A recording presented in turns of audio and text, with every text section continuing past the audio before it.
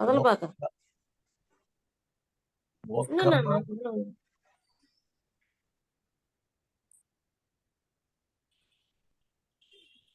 ఒక్క మాటను మీతో పంచుకొని నేను ముందుకి కొన్ని మాటలు ధ్యానిస్తాను. చిన్న ప్రార్థన చేయండి. మహోన్నతుడా, సర్వశక్తిమంతుడా, యేసునైనా నీ పాదాలకు స్తోత్రాలు. అయ్యా, అల్పుణ్ణయ్యా, అయోగ్యున్నయ్యా, ఎన్నిక లేని వాడినయ్యా, నాయన ఈ స్వరాన్ని, ఈ యొక్క గ్రూపుని నీ స్వాధీనంలో ఉంచుకొని ఆయన నన్ను నీ సిలువ చాటున మరుగు చేసుకుని మీరు మాట్లాడండి. ఆయన నువ్వు మాట్లాడితే మేము బ్రతుకుతాం. వినగలిగిన చెవులు, గ్రహించగలిగిన మనస్సు మాకు అనుగ్రహించుమని, నీకే మమ్మలను సిద్ధము చేయమని యేసు క్రీస్తు నామమందు కృతజ్ఞతాస్తుతులతో ఈ విజ్ఞాపన సమర్పిస్తున్నాను తండ్రి. ఆమేన్, ఆమేన్. చూడండి, ప్రతి ఇందులో మిమ్ములను ప్రశ్న అడుగుతాను. చాలా జాగ్రత్తగా గమనిస్తారని ఆశతోటి అడుగుతున్నా. మానవ రీతి కింద కన్నగారు చెప్పిన దాంట్లో ఒక చక్కని మాట. ఇంతకాలము మానవ రీతిగా ఒక వ్యక్తి అనుకున్నాము. ఇక్కడ పరిశుద్ధాత్మ వెలుగులో ఇంకెవరు అనే అంశము ఇటువైపు వచ్చింది. అలాగే మనము గమనించిన ప్రతి అంశము స్వార్థ ఒక భాగంగా ఉంటే పరలోక మర్మం మరి ఒక భాగంగా కనపడుతుంటుంది. రెండు పట్టాలే. చూడండి, మత్తయి సువార్త 28వ అధ్యాయము 1 నుండి 9 వచనాలు. మళ్ళీ తెలుగు గట్టిగా ఉన్నారు, ఎందుకంటే మత్తయి సువార్త 28వ అధ్యాయం 1 నుంచి 9 వచనాలు. ఎక్కడ అడుగుతాడు అని అందరూ నోట్లో పెట్టి పారేశారు, ఒకరిద్దరు తప్ప. విశ్రాంతి దినము ఆదివారమున తెల్లవారుచుండగా మగ్దలేని మరియయు వేరొక మరియయు సమాధిని చూడవచ్చిరి.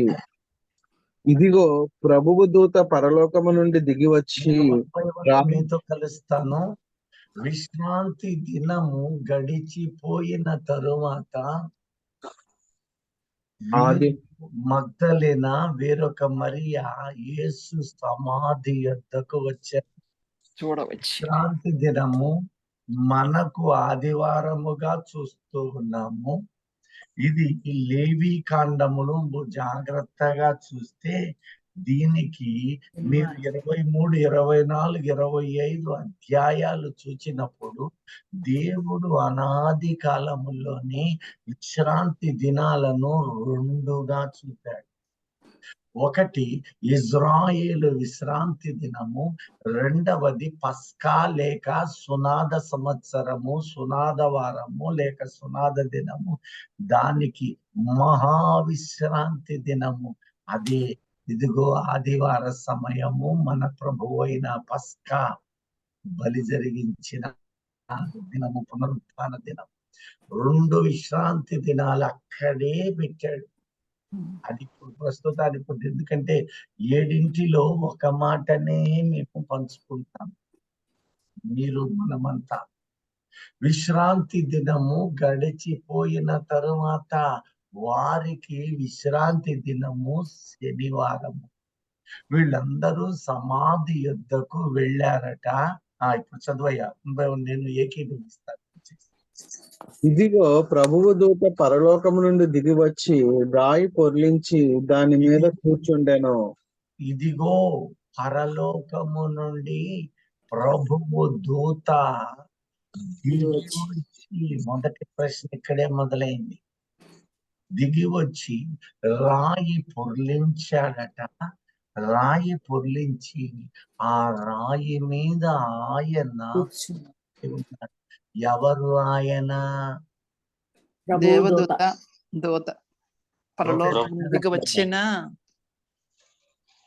దూత కాదా? దూతేనండి, పరలోకం దూత కదా.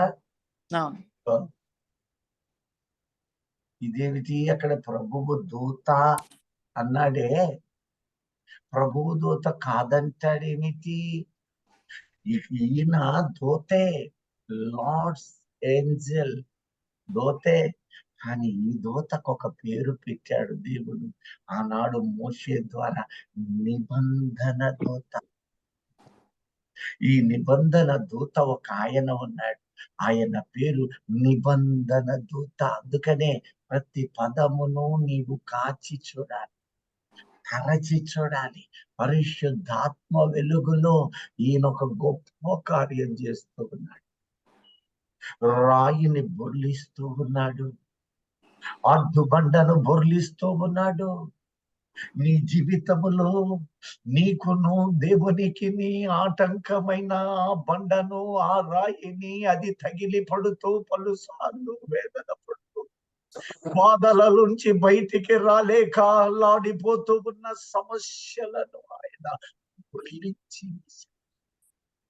బొర్లిచ్చి వేసి దాని మీద ఆయన ఆశీనుడై పరిశుద్ధాత్మ దేవుడు కూడా అదే చేశాడు.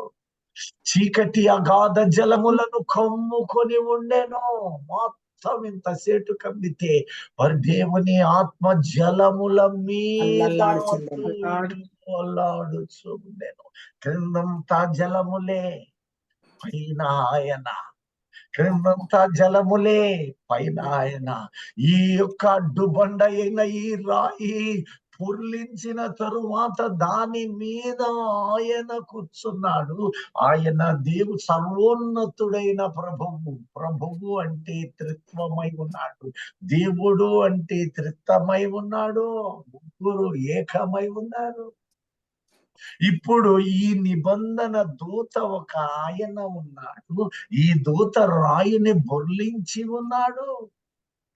ఎవరి రాయిని బొర్లించబడుతుంది, ఏమిటి ఈ దినము చూడాలి.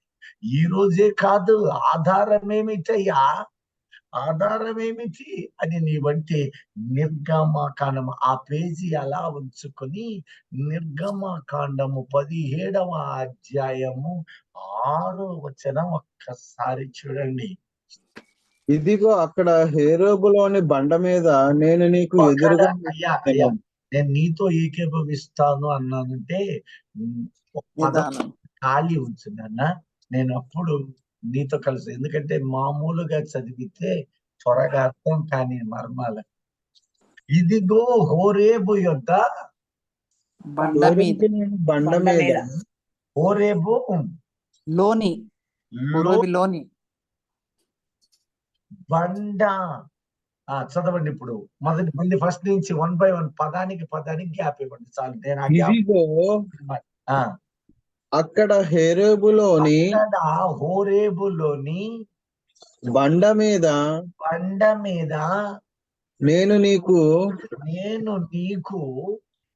ఎదురుగా నిలిచెదను. ఇక్కడ ఒక్క మాట ఆగయ్యా.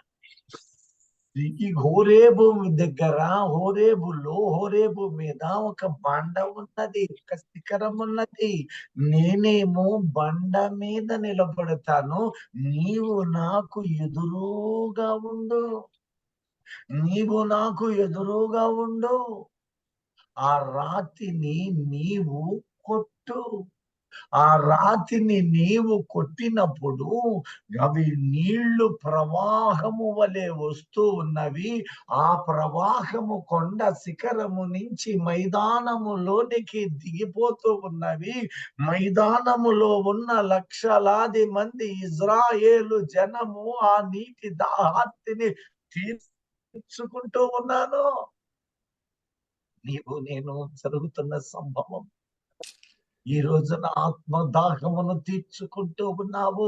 ఇదే దూత ఆనాడు ఆధారాన్ని అక్కడ చూపిస్తూ ఉన్నాడు. హోరేబు బండ మీద నేను నిలుచుంటూ ఉన్నాను, నీవు నాకు ఎదురుగా నిలబడు. వచ్చి ఆ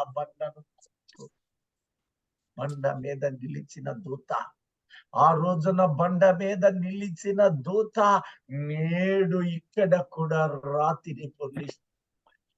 ఈ రాయిని పొర్లించి ఆ రాయి మీద ఆయన కూర్చొని ఉన్నాడు. కింద రాయి ఉన్నది.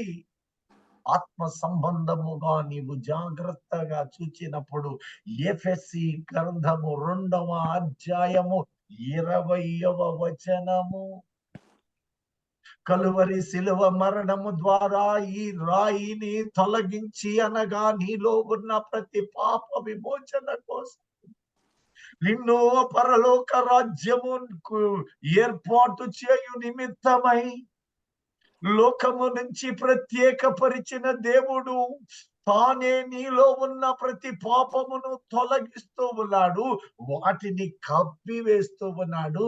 ఆయన నీ హృదయములో సింహాసనాసీనుడై ఉన్నాడు. ఇప్పుడు చెప్పండి, ఆ దూత ఎవరు? ప్రభువైన యేసుక్రీస్తే.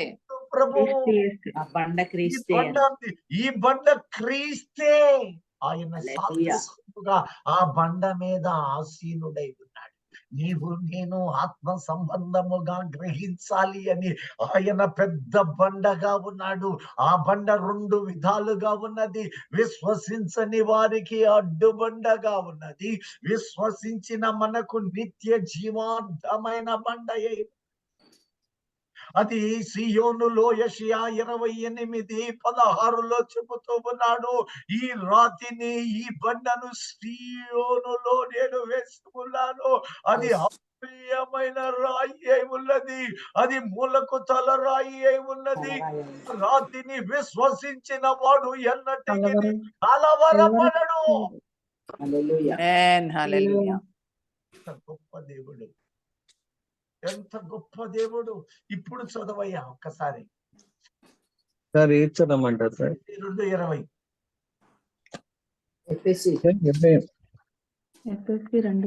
క్రీస్తు యేసు ముఖ్యమైన క్రీస్తు యేసే ముఖ్యమైన మూలరాయి ఉండగా, క్రీస్తు యేసే ముఖ్యమైన మూలరాయి. ఆ రాతి మీద మనము కట్టబడుతూ ఉన్నాము.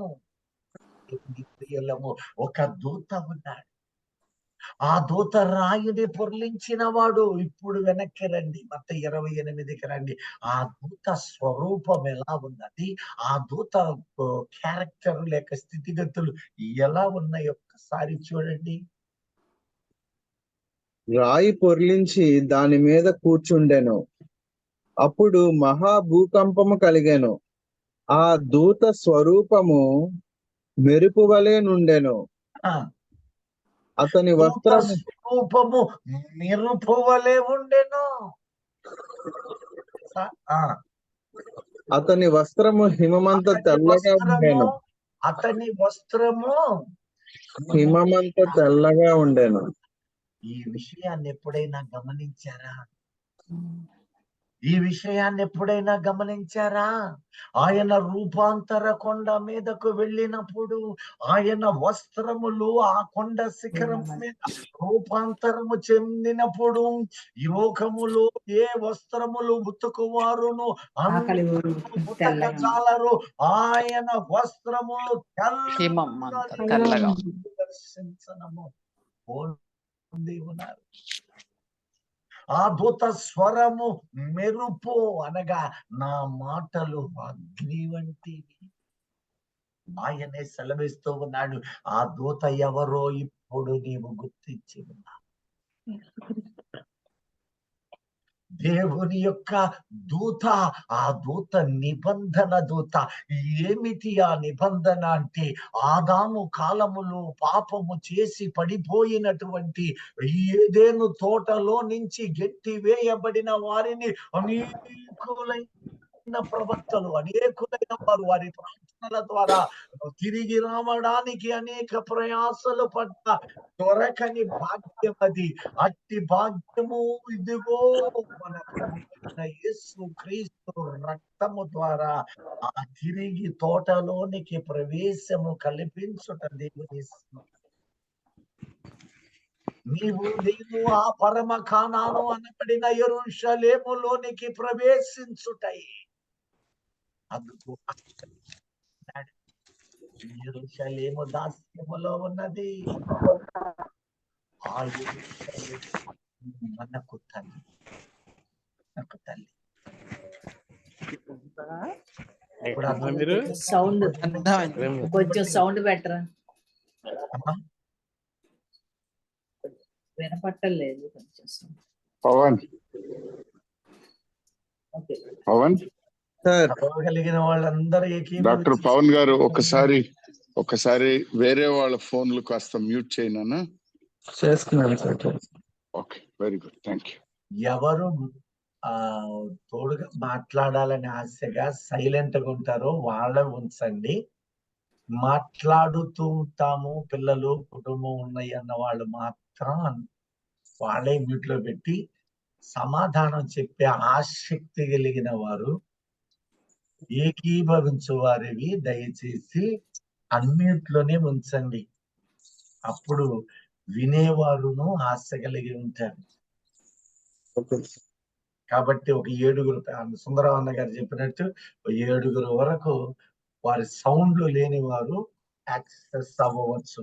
సరే, ఇక్కడ మరలా మొత్తం 28 ఇదిగో చదివిన దగ్గర నుంచి కంటిన్యూ చేయండి ఎవరైనా. ఇదిగో ప్రభువు దూత పరలోకం నుండి దిగి వచ్చి రాయి పొర్లించి దాని మీద కూర్చుండెను. అది మీద కూర్చుండెను. అప్పుడు మహా భూకంపము కలిగెను. ఆ దూత స్వరూపము మెరుపు వలె నుండెను. అతని వస్త్రము హిమమంత తెల్లగా ఉండెను. అతనికి భయపడుట వలన కావలి వారు వణికి చచ్చిన వారి వలె ఉండిరి. దూత ఆ స్త్రీలను చూచి మీరు భయపడుకుడి. చూడండి, 9వ వచనం వరకు 1 by 1 మళ్ళా గమనించండి. దూత స్త్రీలను చూసి, మొత్తం అక్కడ దూత ఎంతమంది ఉన్నారు? మొత్తం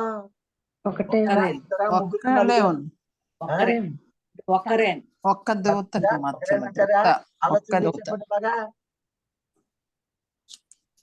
ప్రస్తుతానికి ఒక్కరే కనపడ్డారు గనక ఒక్కరే అనుకుందాం, సరేనా? నేను కూడా ఏకీభవిస్తాను. ప్రస్తుతానికి ఒక మాట, ఇదిగో దూత ఏమంటున్నాడు? ఈ దూత స్త్రీలను చూచి మీరు భయపడుకుడి, మీరు భయపడవద్దు. తర్వాత సిలువ వేయబడిన యేసును మీరు వెతుకుచున్నారని నాకు తెలియను. ఆయన ఇక్కడ లేడు. ఎక్కడ లేడు? వారు సమాధిలోనికి వెళ్ళి వారు అక్కడ తొంగి చూశారు. ఆయన సమాధిలో లేడు, ఆయన లేచి ఉన్నాడు. ఆ తర్వాత రండి. తాను చెప్పినట్టే ఆయన లేచి ఉన్నాడు. ఆయన లేచి ఉన్నాడు. ఆయన చెప్పాడు, నేను మరణించి శాస్త్రుల చేతను, అధికారుల చేతను, ఇదిగో పెద్దల చేతను హింసింపబడి చనిపోయి 3వ దినమున లేచుట అగత్యము అని ఆయన తాను బ్రతికి ఉన్న దినాలలోనే తెలియచేశాడు. వారు ఆ విషయాన్ని గుర్తు చేస్తూ ఉన్నప్పుడు ఆలకిస్తూ ఉన్నారు. లేడు. అయితే ఈయన ఏమంటున్నాడో తెలుసా? ఇక్కడ ఒక ఉదాహరణ మీ ముందు ఉంచుతాను. నువ్వు పదవయ్యా, నేను వస్తున్నాను, నువ్వు పదాటు, నేను వస్తున్నాను అన్న రీతిలో ఇదిగో ఆయన మీకు ముందుగా గలిలయలోనికి వెళ్ళుచున్నాడు. ఇక్కడ మాట్లాడిన ఆయన మీకంటే ముందు గలిలయకు వెళ్ళుచున్నాడు అనేది ఆత్మీయ భావమై ఉన్నది. చదవమ్మ ఇప్పుడు ఆ మాటని. రండి, ప్రభువు పండుకొనిన స్థలము చూచి త్వరగా వెళ్ళి ఆయన మృతులలో నుండి లేచి ఉన్నాడని ఆయన శిష్యులకు తెలియచేయుడి. ఇదిగో ఆయన గలిలయలోనికి మీకు ముందుగా వెళ్ళుచున్నాడు, అక్కడ మీరు ఆయనను చూతురు. ఇదిగో మీతో చెప్పి తిని అని. ఇప్పుడు ఏం జరిగింది అనేది ఇది ఎప్పుడట? విశ్రాంతి దినము గడిచిపోయిన తర్వాత. విశ్రాంతి దినము శనివారం అయి ఉన్నది, శుక్రవారము సిద్ధపడు దినము, ఆదివారము ఇదిగో శనివారము దాటిన దినము, అది గడిచిపోయిన దినము. ఈ మాటను జాగ్రత్తగా ఒకవైపు ఉంచండి. ఇప్పుడు ఇదే విషయాన్ని దీని అనుబంధమైన మరి ఒక మాటను ఒక్కసారి చూడండి. లూకాసు వార్త 24వ అధ్యాయము 1 నుండి 7 వచనాలకు రండి. నేను అన్ని మళ్ళీ సమీకరించి మీ ముందు ఉంచుతాను. ఆదివారము తెల్లవారుచుండగా ఆ ఆ స్త్రీలు తాము సిద్ధపరిచిన సుగంధ ద్రవ్యములను తీసుకొని ఇక్కడ ఏంటో తెలుసా? ఎంత గొప్ప భాగ్యం ఇక్కడ పెట్టాడో చూడండి. లోకానికి లేని నిరీక్షణ క్రైస్తవులైన మనకి మాత్రమే కలిగినది. ఆయన శుక్రవారం చనిపోయాడు, కానీ ఆదివారము శవానికి, మృత శరీరానికి, పీనుగకి నువ్వేమైనా పిలుచుకో, శవము భద్రము చేయబడడానికి సుగంధ ద్రవ్యాలు తీసుకొని ఆదివారము ఎప్పుడు వస్తుంది అంటే విశ్రాంతి దినమున ఏ కార్యము చెయ్యకూడదు కనుక విశ్రాంతి దినము ఎప్పుడు అవుతుందా అని వారు ఎదురు చూస్తూ ఉన్నారు. ఇదేమిటి? లోకస్తులు కూడా ఈ యొక్క దినుసులను అత్తరు, సెంటు, పట్టు వస్త్రాలు చనిపోయిన వారికి పెడతారు. ఎప్పుడు? బతికున్నప్పుడే. నాకు ఆ చీర కొనాలనుంది అంట పుట్టుకోమంటది ముసలమ్మ. ఇక అత్తగారు పాపం సచ్చేదాకా ఎప్పుడు సత్తదా అని ఇంటికి కూడా రానియకుండా, తిండి పెట్టకుండా, పెట్టినా కూడా వాతలు పెట్టుకుంటా, లేకపోతే ఈ అత్త సోపనలా ఇలా వాద ప్రతివాదాలతో, కలహాలతో, అత్త కోడలింటి లేక, కోడలు అత్తని భరించలేక ఇలా ఉంటూ లాస్ట్ లో పుట్టుకుమనకేం చేస్తుందంటే ఈ కోడలో చిన్నగా అత్తయ్య బతుకున్నప్పుడు పాపం పట్టు చీర అడిగిందండి. వెంటనే ఏమంటారు? అయ్యో మమ్మ చివరి కోరిక. ఇదే మాట గుర్తుపెట్టుకోండి. చివరి కోరిక తీసుకొచ్చి పట్టు చీర పెట్టి చెట్టు రాసి తీరా దేశం పెట్టి అన్యులేమో తగలబెడతారు. క్రైస్తవులు ముస్లింస్ దేశమై సమాధి చేస్తారు. అవునంటారా కదంటారా? చూసారా? కానీ ఆ తర్వాత వారి స్థితులు వారికి తెలియదు. వారి స్థితులు ఏమిటో వారు ఎరగరు. కానీ ఇక్కడ చనిపోయిన మూడో రోజు సుగంధ పరిమళ ద్రవ్యాలను వాళ్ళు సిద్ధం చేసుకుని విశ్రాంతి దినము ఎప్పుడవుతుందా అని ఎదురు చూస్తూ ఉన్నారు. ఇప్పుడు చదవండి ఈ మాటను బట్టి మళ్ళా. సుగంధ ద్రవ్యములను తీసుకొని సమాధి యొద్దకు వచ్చి సమాధి ముందర ఉండిన రాయి దొర్లింపబడి ఉండుట చూచి లోపలికి వెళ్ళిరి. చూడండి, రాయి దొర్లించబడి ఉండుట చూసి వారు ఆదివారం దినమున లోపలికి వెళ్ళిరి. కానీ ప్రభు అయిన యేసు దేహము వారికి కనబడలేదు. అదిగో ఇది ఎప్పుడు? ముందు రోజు కాదు, సిద్ధం చేసుకుని ఆదివార సమయములో కనపడలేదు. ఆ తర్వాత ఏం జరిగింది? ఇందును గూర్చి వారికి ఏమీయో తోచక ఉండగా ప్రకాశమానమైన వస్త్రములు ధరించిన ఇద్దరు స్త్రీలు వారి యొద్ద నిలువబడిరు. ఇద్దరు మనుషులు. అది ఇప్పుడు ఇద్దరు దేవదూతలు లేక ఇద్దరు వ్యక్తులు లేక ఈ ఇద్దరిని గురించి చెప్పారు కదా, ప్రకాశమానమైన వాళ్ళు. వీళ్ళు ఎంతమంది? కలిపి ఎంత అయ్యారు? ముగ్గురు అయ్యారు. వీళ్ళిద్దరు ప్లస్ మీరు నేను ఒక్క దూతే అనుకున్నాం, ప్రభు దూత. ఇప్పుడు ఈ ముగ్గురిలో ఒక ఆయన మాత్రం వెనకున్నాడు. ఇద్దరు ఆ స్త్రీలతో మాట్లాడుతూ ఉన్నారు. ఒక ఆయన వెనక ఉన్నాడు. ఆయన రాయిని పొర్లించాడు. ఆ రాతి దాని మీద కూర్చున్నారు. ఇప్పుడు ఈమె మగ్దలేనా ఏం చేసిందో తెలుసా? అయ్యా, ఎంత కారుణ్యం కలిగిన మాట మాట్లాడిందో. నాకు నీకు కన్నీళ్లు ఆనంద బాష్పాలు కలిగించే ఆమె అంటూ ఉన్నది. మీరు తర్వాత గమనించండి, సమయము ఎక్కువ కాకుండా క్లుప్తంగా మీరు ఎరిగిన మాటే. అయ్యా, ఆయన తోటమాలి అనుకున్నది. అనుకుని మా బోధకుణ్ణి ఎవరు తీసుకుని పోయారయ్యా? నువ్వేం వెతుకుతున్నావయ్యా? అమ్మా అమ్మా నువ్వు దేన్ని వెతుకుతున్నావు? ఈ రోజున నీకు నాకు ఈ ప్రశ్న వేస్తుంది. నువ్వేం వెతుకుతున్నావు? ఆ వంటంది నేను యేసుని వెతుకుతున్నా. అనేకులు యేసు దగ్గరకొచ్చి వారి అవసరాలను వెతుకుతారు. అయ్యా నాకు తుమ్ములు వస్తున్నాయి అయ్యా, అయ్యా నాకు దగ్గు వస్తుందయ్యా, అయ్యా నాకు పడిశం పట్టిందయ్యా, అయ్యా నాకు రోగం వచ్చిందయ్యా. ఇవన్నీ మానవహితమైనవి. ఈ రోజు తగ్గినది రేపు రాకమానదు. కానీ నీవు శాశ్వతముగా జీవం అనుభవించాలి అంటే నీవు క్రీస్తు దగ్గర వీటిని వెతకటము కాదు. వెతకాలి. ప్రాముఖ్యమైనది ఆయనను వెతకడము. నీవెప్పుడైతే ఆయనను వెతుకుతూ ఉన్నావో ఆయనే నీతో పాటు నడుస్తూ ఉంటే నీకు ఏ విధమైన సమస్య ఆ రాయి బొర్లించి అన్ని నీకు సఖ్యతలే, అన్ని నీకు సఖ్యతలే. ప్రతి ఆటంకము దొర్లించబడుతుందట. అనంటూ ఉంది.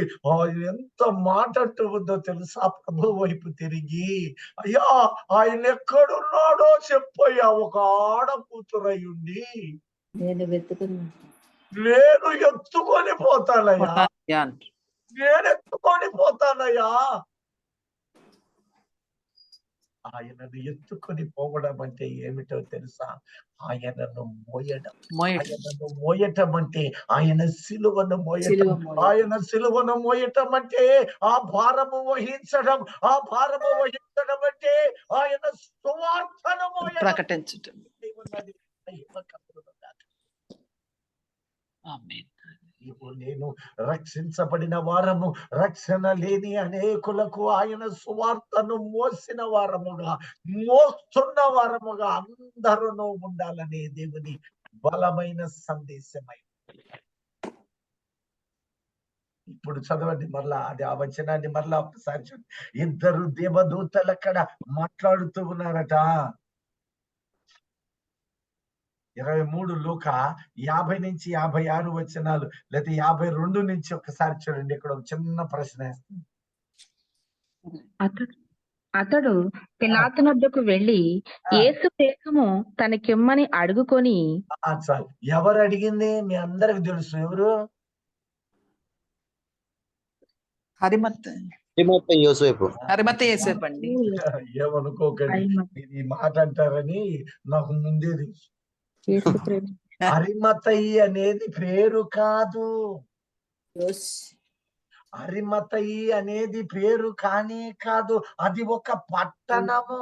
ఇదే వచనము 52 ఇంగ్లీష్ బైబిల్ చూడండి. అరిమతయి ద సిటీ ఆఫ్ జూదయా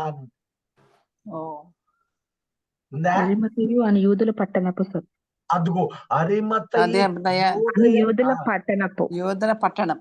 అది మనమంతా కలగోర గంప చేసి అరిమతయి దేవుని యుద్ధకు వెళ్ళాడు. అరిమతయి అనేది ఊరి పేరు. అది యోదయలో ఒక పట్టణపు పేరు. ఆ పట్టణపు వాడైన ఒక వ్యక్తి యోసేపు. ఈరోజు ఇంత మటుకు నీవు గమనిస్తే చాలా జాగ్రత్తగా ఇదే మాట ఇంగ్లీష్ లో ఎవరైనా సెల్ ఫోనో లేదా ఉంటుంది కదా, ఒకసారి చూడగలిగిన వారు చదవండి. 23:52. ఎవరు లేరా? సరే చూడండి. ఇప్పుడు 55, 56 ఒక్కసారి చూడండి. 23, 55, 56 ఇది ముందు రోజు జరిగిన సంభవం. ముందు రోజు ఇవన్నీ తర్వాత నేను మీకు క్రోడీకరిస్తాను. ముందు రోజు జరిగిన సంభవం ఏమిటంటే వాళ్ళు ఏం చేశారో చూద్దాం. ముందు సమయంలో అప్పుడు గలిలయ నుండి ఆయనతో కూడి వచ్చిన స్త్రీలు వెంట వెళ్లి ఆ సమాధిని ఆయన దేహము ఎలా ఉంచబడినో చూచి, ఆయన దేహము ఎలాగో ఉంచబడనో చూసి తిరిగి వెళ్ళి సుగంధ ద్రవ్యములను పరిమళ తైలములను తైలములను సిద్ధపరిచి సిద్ధపరిచి ఆజ్ఞ చొప్పున విశ్రాంతి దినమున ఆ తీరికగా ఉండిరి. తీరికగా ఉండేని. చనిపోయింది శుక్రవారం అయితే, శనివారము విశ్రాంతి దినం అయితే, ఆ తరువాత విశ్రాంతి దినాన తీరికగా ఉండి ఎప్పుడెప్పుడు వస్తుందా ఆ యొక్క మరుసటి దినము ఆదివారం అని తీరికగా ఎదురు చూస్తూ ఉన్నారు. అదే విశ్వాసి జీవితానికి నిరీక్షణ. ఏమిటో తెలుసా? బైబిల్ 7 చోట్ల రాసిన సత్యము, పూర్వపు నిబంధనలలో 7 చోట్ల రాసిన మర్మము ఏమిటి అంటే, నేను ఒక దినమున నేను రాబోతూ ఉన్నాను, నేను సమాధులు తెరవబోతూ ఉన్నాను, నిద్రించిన పరిశుద్ధులను మరణము నుంచి వారికి విజయం ఇవ్వబోటకు నేను రాబోతూ ఉన్నాను. లోకమునకు నిరీక్షణ లేదు. అందుకనే ఇందాక మీకు ఉపమానము చెప్పి ఉన్నాను. వారికి కావలసిన వాటిని చనిపోయినప్పుడు సిద్ధం చేసి తీసుకుపోయి తగలబెట్టడము, సమాధి చేయడము, దినము ఏడుస్తూ ఉండి దుఃఖపడి, అయ్యో నా రాజా ఇక నా బతుకేమైందని ఏడుస్తూ ఉంటారు. కానీ ఇదిగో దానియేలు గ్రంథము 12వ అధ్యాయము 2వ వచనాన్ని నీవు చూస్తే, ఇదిగో నిద్రించడం అనేకులు లేపబడతారు, పాదులు తెరుస్తాను, అయితే 2 వర్గాలుగా విభజిస్తూ ఉన్నాను. ఒక్కసారి దానియేలు 12:2 చూడండి. మరియు సమాధులలో నిద్రించు అనేకులు మేలుకొనెదరు. సమాధులలో నిద్రించున అనేకులు అనేకులు మేలుకొనెదరు. మేలుకొనెదరు. కొందరు నిత్య జీవము అనుభవించుటకును, జీవము అనుభవించుటకును, కొందరు కింద పాలగుటకును, నింద పాలగుటనుకును, నిత్యముగా చేయులగుటకును మేలుకొందురు. అందరూ ఒక దినము ఆయన ఆజ్ఞ ఇవ్వగానే మేలుకుంటారట. కొందరికి నిత్య జీవము అంటే ఈనాడు ఆనాడు అబ్రహాము, ఇస్సాకు, యాకోబులు పూర్వమందున్న పరిశుద్ధులను గురించి మరియు నీతి ఎవరు యేసు రక్తములో కడగబడి బాప్తిస్మము తీసుకున్నారు, ఎవరు పరిశుద్ధులని పిలువబడుతూ ఉన్నారో, ఒక్కసారి బాప్తిస్మము తీసుకున్న తరువాత ఆయన నిన్ను పిలుస్తూ ఉన్నాడు. నీవు పరిశుద్ధుడవు, అయినా నీవు మరకలు కలిగి ఉన్నవి, నీ మరకలను కడుక్కోవాలి. మామూలు వస్త్రానికి మరక గనక ఉన్నట్లయితే నీవు ఒక సబ్బుతోటి కడుగుతూ ఉన్నావు. కానీ నీ హృదయం అనే మరక పాపము రూపములో, అపవిత్రత రూపములో నీకు మరక గనక దొరికితే, ఆ మరకను కడుగటే చేయడానికి ఆయన హిస్సోపు అనబడే ఈ యొక్క సబ్బునిస్తూ ఉన్నాడు. ఆ హిస్సోపు దేవుని వాక్యమై ఉన్నది. ఏ ప్రజలు రక్షించబడి ఉన్నారో ఆ ప్రజలట సమాధులు తెరవబడ్డ దినాన కొందరు నిత్య జీవమునకు వారసులుగా ఉన్నారు. మీలో మనలో కొందరు అనేకులు నిత్య జీవమును స్వతంత్రించుకొనబోవు వారై ఉన్నారు. దేవునికి కలుగును గాక. పడ్డాము, ఆ రక్షణ అనుభవాలలో జీవిస్తూ ఉన్నాము. అయినను మనలో కొన్ని మచ్చలు, డాగులు ఉన్నవి. వాటిని దినము పశ్చాత్తాపడి కన్నీళ్లతోటి, విజ్ఞాపనలతోటి నీవు ఆయనను వేడుకున్నప్పుడు ఆయన క్షమించువాడు కనుక నీ బ్రతుకంతటిలో క్షమిస్తూ ఉన్నాడు. ఆయన హిస్సోపనబడే వాక్యము నిన్ను శుద్ధి చేసి దినము నిన్ను క్షమిస్తూ ఉన్నది. అయితే క్షమార్థము కాని పాపము జోలి వెళ్ళనంత వరకు నీవు క్షమించబద్ధుడివిగా దేవుడు నీ మరకను శుద్ధి చేస్తూ ఉన్నాడు. ఇట్టి వారికి ఆదరణ ఇస్తూ ఉన్నాడు. ఇది ఎరిగిన యోసేపు ఆనాడే ప్రకటిస్తూ ఉన్నాడు, నా విమోచకుడు ఒక దినమున ఆయన తిరిగి రాబోతూ ఉన్నాడు. నా ఎముకలను తీసుకొని వెళ్ళి వాగ్దాన భూమిలోనికి ఉంచండి వారి చేత ప్రమాణము చేసుకున్నటువంటి కలిగినటువంటి వ్యక్తిగా ఉన్నాడు. ఇదిగో ఆ దినమున నిరీక్షణ నేటికి నీకు నాకు నిరీక్షణ అయి ఉన్నది. కారణము క్రీస్తు యేసునందు మృతి నొందిన వారిని ఆయన ఇదిగో యేసుతో కూడా వెంబడింపబడి పూర్వీకులతో పాటు రానై ఉన్నాడనేది సర్వ సత్యము. క్రీస్తునందు మృతులు లేపబడతారో నీవు ఇగో మరణము అనేది కేవలము క్రైస్తవునికి ఒక నిద్ర మాత్రమై ఉన్నది. కొంతకాలము భూమిలో నిద్రిస్తూ ఉన్నాము. ఈ ఆత్మ శరీరము పరదైసులోనికి వెళ్ళుతూ ఉన్నది.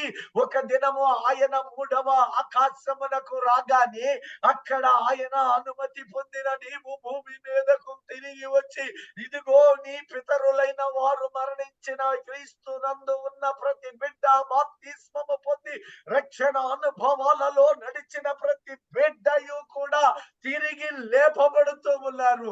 వాళ్ళు వచ్చిన మార్గము వారికి తెలిసి ఉన్నది. నీకు తెలియదు గనక, నిద్రించలేదు గనక ఈ క్షణములో ప్రభువు సజీవులమైన మనకు పిలుపు రాగానే వారితో కూడా ఈ ఆత్మముగా ఎదుర్కొనుటకు ఆకాశ మండలములకు మేఘముల మీద కొనిపోబడదుము. సాక్ష్యము మేఘము వలె మమ్మలను ఆదరించింది కనుక విశ్వాసి జీవితములో ఒక గొప్ప నిరీక్షణ నాకు కలుగా చేసిన దేవుడై ఉన్నాడు. మరణించినను బాధపడవలసిన అవసరము లేదు. ఈ రక్త సంబంధీకులు మరణించినను వేదన పడవలసిన, కుంగిపోవలసిన పని లేదు. కారణం ఆయన రక్తము అజీవులనగా మారుస్తూ ఉన్నది. ఇక్కడ ఒక నిరీక్షణ ఇది ఎరిగినటువంటి యూదులు ఆయన చనిపోయిన తరువాత శవమునకు 3వ రోజున సుగంధ ద్రవ్యాలను, అందుకనే నేటికి కూడా అనేక పిరమిడ్స్ అని పిలువబడుతూ ఉన్నవి. ఏండ్ల తరబడి అవి అలాగే శవములు ఎముకలుగా మారకుండా అలాగనే పిరమిడ్స్ ఐగుప్తు దేశములో నేటికి ఇజ్రాయేలు యొక్క ఆచారమును వారు తీసుకొని వారి శవములు, రాజుల శవములను అనేకులు నేడు వెళ్ళి సందర్శిస్తూ ఉన్నారు. ఇదిగో అది నిత్య జీవము పాలగు వారో కాదో అది దేవుడు ఎరిగిన వాడు. కానీ ఇదిగో మనకైతే ఒక నిరీక్షణ. ఇది గ్రహించిన స్త్రీలు ఆ సుగంధ ద్రవ్యములను చేత పట్టుకుని విశ్రాంతి దినమున మేము ఏ పని చేయకూడదు కనుక దేవుని సన్నిధిలోనే బ్రతకాలి. ఆదివార సమయం అది పరిశుద్ధ దినము, దేవునిది నేడు. ఒకనాడు ఇజ్రాయేలుకు ఇదిగో నేటి వరకు ఇజ్రాయేలు శరీర ఇజ్రాయేలుకు అది శనివారమై ప్రియమైన దైవ జనమా, వారు నిరీక్షిస్తూ ఉన్నారట. చనిపోయిన దేహానికి సుగంధ ద్రవ్యములు. యేసు సమాధిని ముందు రోజు చూచారు, అనగా శుక్రవారము ఆయన శరీరమును సిలువ మీద నుంచి దించారు. ఆ సమాధిలో, తొలుచబడిన సమాధిలో ఈ యొక్క అరిమత ఈ పట్టణానికి చెందిన ఒక వ్యక్తి యోసేపు ధనవంతుడు ఆ తోటలో ఆ సమాధిలో ఆయన వేడుకొని తాతుని ఆ సమాధిని మోసుకుంటూ వచ్చారు. ఆమె అంటూ ఉన్నది, ఒక్కటే అక్కడ నిలబడి అంటూ ఉన్నది, నేను యేసుని మోస్తానయ్యా, నేను యేసుని మోసుకొని వెళతానయ్యా అని అంటూ. నీవి రోజున ఎలా ఉన్నావు? ప్రతి దినము వాక్యము వింటూ ఉన్నావు, ప్రతి దినము వాక్యము వింటూ ఉన్నావు. ఆయన నీ మీద ఉండాలి. ఆయనను నీ భుజము మీద, నీ శిరస్సు మీద మోయగలిగిన నాడు నీవు ఆ నిరీక్షణలో భాగస్థురాలు. అనేకులను రక్షణ మార్గము వైపు తీసుకొని రావాలి అని మీరు వెళ్ళి లోకమునకు ప్రకటించమని వాడి దేవుడు ఈ రోజున ఆ కృపను మనకు మాత్రమే ఇచ్చి ఉన్నాడు. లోకానికి ఆ భాగ్యము లేదు. నీవు వాక్యము వినవచ్చు, ప్రార్థన చేయవచ్చు, ఏమైనా చేయవచ్చు. జాలి గల దేవుడు నీకు సమయాన్ని ఇస్తూ ఉన్నాడు. ఇంకా బాప్తిసం తీసు, రక్షణ అనుభవాలలోకి రమ్మని అనేకులను పిలుస్తూనే ఉన్నాడు.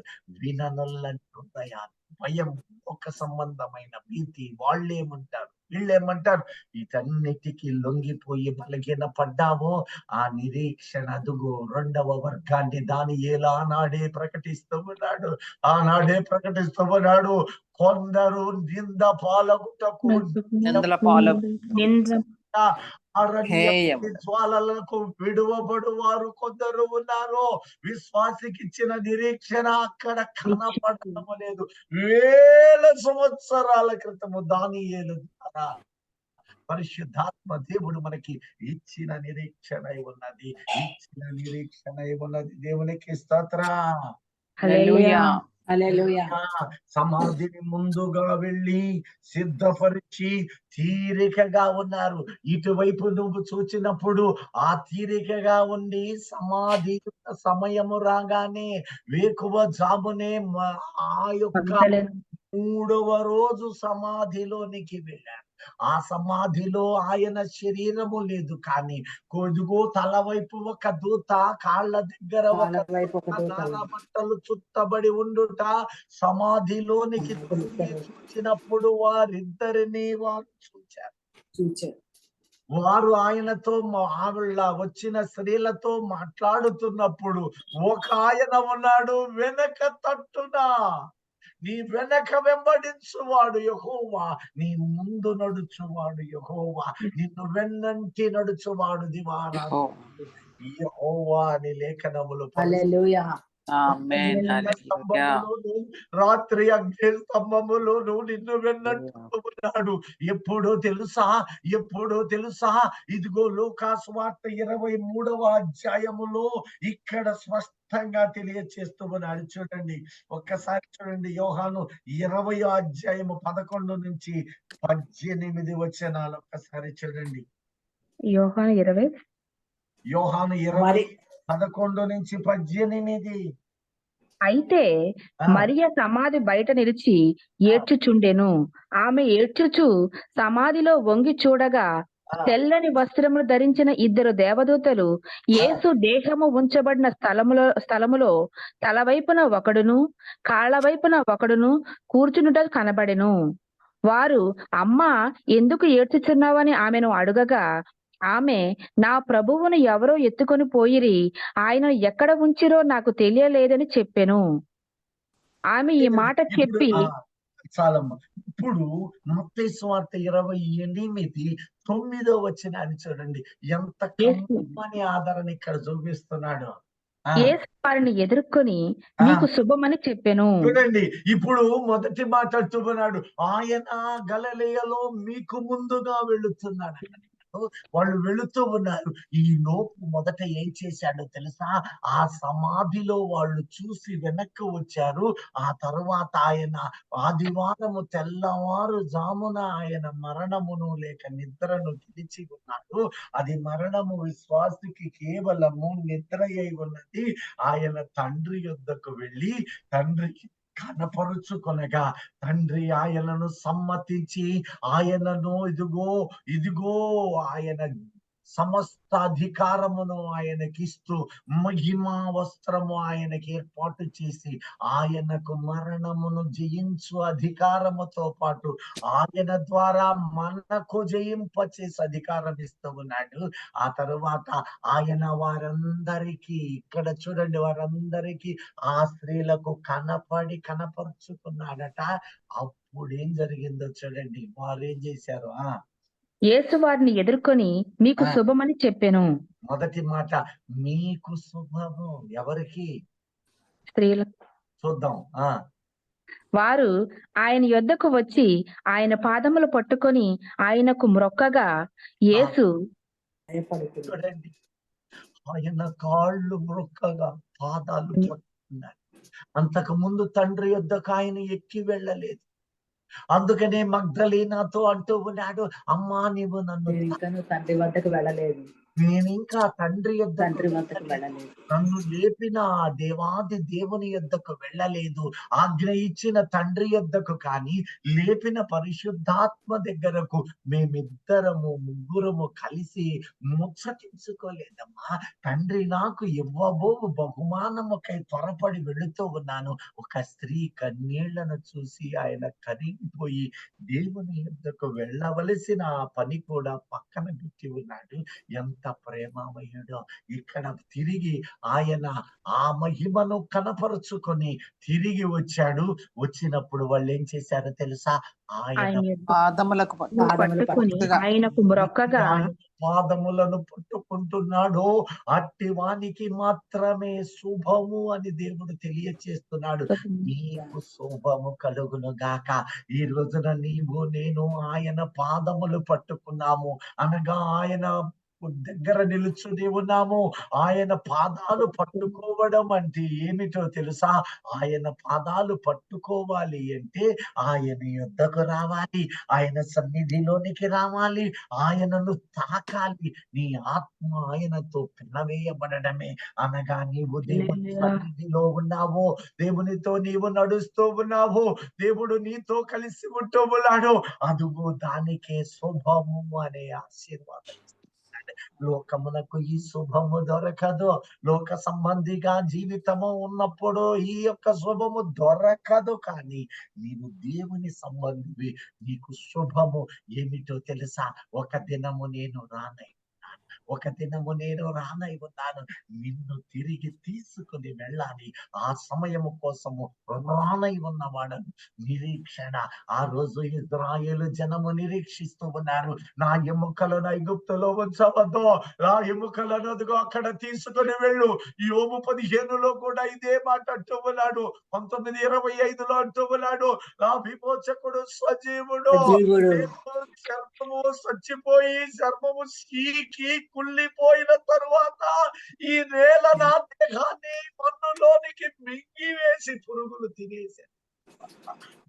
ఆయనను చూచేది రాక మానడో, నా విమోచకుడు రాబోతూ ఉన్నాడు. నేను సజీవముగా శరీరము తిరిగి అప్పగించి మహిమతోటి నింపబడబోతున్నాను. మీరెవ్వరూ కాదని లోకములో ఉన్న లోక సంబంధులకు హెచ్చరిక. ఈ రోజు పునరుద్ధాన సంబంధముగా దేవుడు హెచ్చరిక చేస్తూ ఉన్నాడు. ఓ లోకమా, ఓ లోక సంబంధులారా, ఇంకను బాప్తిస్మము తీసుకొనలేక దేవుని వెతకలేని జనులారా, ఇదిగో నా యుద్ధకు రండి. నేను నీకు నిత్య జీవం ఇవ్వడానికి సిద్ధమై ఉన్నానని ప్రకటిస్తూ ఉన్నాడు. ప్రియ దైవ జనమా, ఇక్కడ మనము గుర్తిస్తూ ఉన్నాము కొన్ని మాటలు. ఇదిగో ఒక దూత మొట్టమొదటి శుక్రవారం సమయములో వాళ్ళు వెళ్ళారు. యేసు శవాన్ని చూశారు, లేక సమాధిలోనికి వెళ్ళారు. ఆయనట 5 చరిత్రకారులు ఆ వస్త్రాన్ని తీసి చూశాడు. మీలో 5-10 ఉన్నోళ్ళు సంతోషపడిపోతారు. అబ్బా, యేసయ్య నా ఎత్తున్నాడు, లేక యేసు ఎత్తు నేనున్నానని.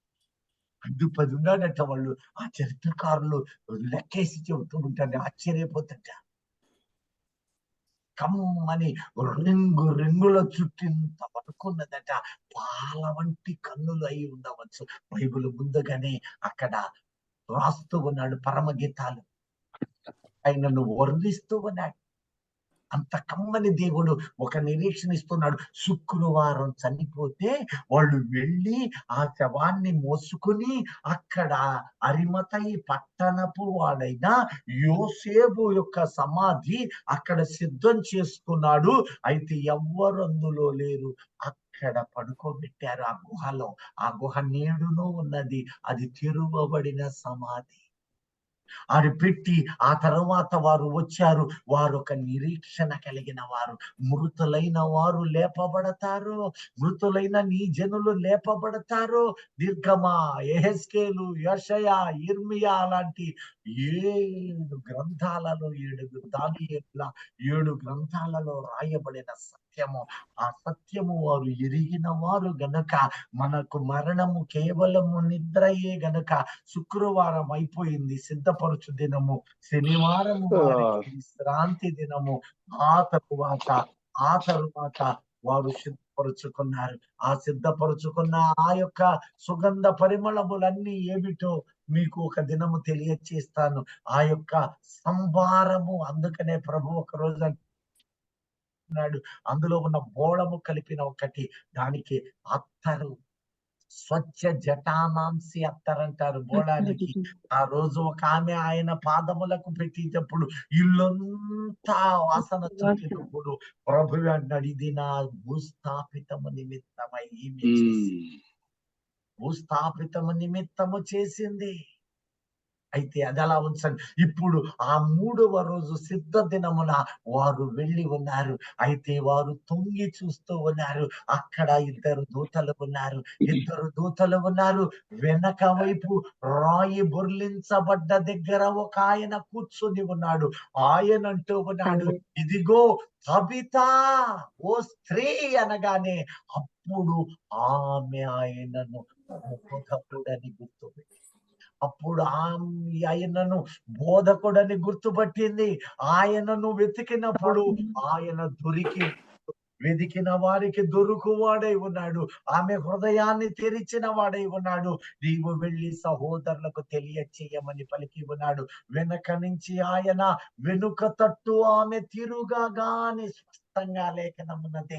ఆ వెనుకకు తిరిగినప్పుడు బొర్లించబడిన రాతి మీద ఉన్న ఒక దూత, నిబంధన దూత అయి ఉన్నాడు. ఆయన నీ కోసము నా కోసము నిబంధన చేసి ఉన్నాడు. మరణము నుంచి గెలిపించడమే ఆ నిబంధన శిలువ ద్వారా అయి ఉన్నది. అట్టి నిబంధనలో ఉన్న నీవు నేను ధన్యతను పొందుతూ ఉన్నాము.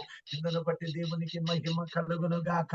మిగిలిన భాగము ప్రభువు చిత్తమైతే, మిగిలిన భాగము అందులో ఉన్న నిగూఢ సత్యములు మరి ఒక సోమవారము ధ్యానము చేసుకుందాము గాక. దేవుడు ఇంతవరకు మనకిచ్చిన మాటలు ఆయన మన వెనుకడిలో దీవించు. ఆమేన్. ఆమేన్. ఆమేన్. ఆమేన్.